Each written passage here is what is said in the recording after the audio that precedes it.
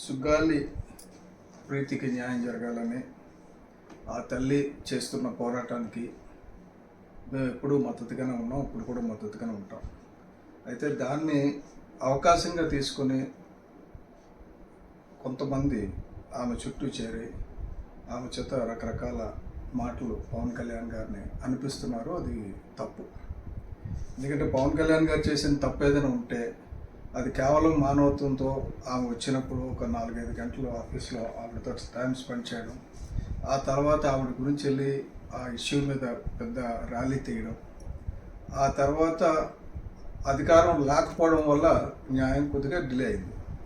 అయితే ఆ తర్వాత అధికారంలోకి వచ్చిన జగన్మోహన్ రెడ్డి గారు ఏం చేశారంటే వెంటనే అంటే 2021లో ఆవిడకి SC/ST యాక్ట్ ప్రకారంగా ఇవ్వాల్సినవి అన్నీ ఇచ్చేసి కేసు CBIకి పంపించేసామని చెప్పేసి ఆ తర్వాత CBIని ఏమాత్రం పర్సూ చేయలేదు. ఎందుకంటే ఇందాక నేను అసలు వీడియో చేయడానికి ప్రధాన కారణం ఏంటంటే లిబరేషన్ కాంగ్రెస్ పార్టీ అని చెప్పి ఒక పార్టీ పెట్టి ఆయన అధ్యక్షుడు ఒక IAS అధికారి విజయ్ కుమార్, ఈ మధ్యన IAS IPS అధికారులు పార్టీలు పెట్టి ఏకంగా దేశాన్ని వెళ్ళొద్దామని వస్తున్నారు. మంచిదే, కాదనకూడదు. కానీ ఆయన ఏం చెప్తారంటే పవన్ కళ్యాణ్ గారే మోసం చేశారు, ఇదివరకు కూడా హరిహర వీర ముళ్ళు అని చెప్పి ఇతనే పెట్టిన వీడియో అనుకుంటాను, అది నేను చూశాను.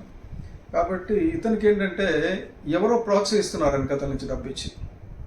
రాకపోతే ఈ పని ఆయన ఎందుకు చేస్తాడో నాకు అర్థం కావడంలా. ఆయన చెప్పింది ఏంటంటే CBI రిపోర్ట్ ఇచ్చేసింది, అంటే అఫిడవిట్ ఫైల్ చేసింది ఎప్పుడు 2021లో మార్చి 2021లో ఫైల్ చేసింది అన్నారు.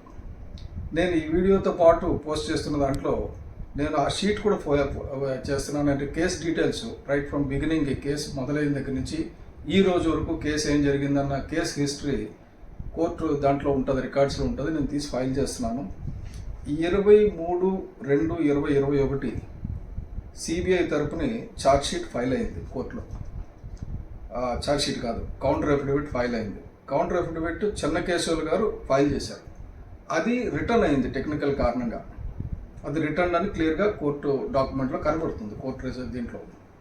అయితే 23/2/2021 రిటర్న్ అయింది.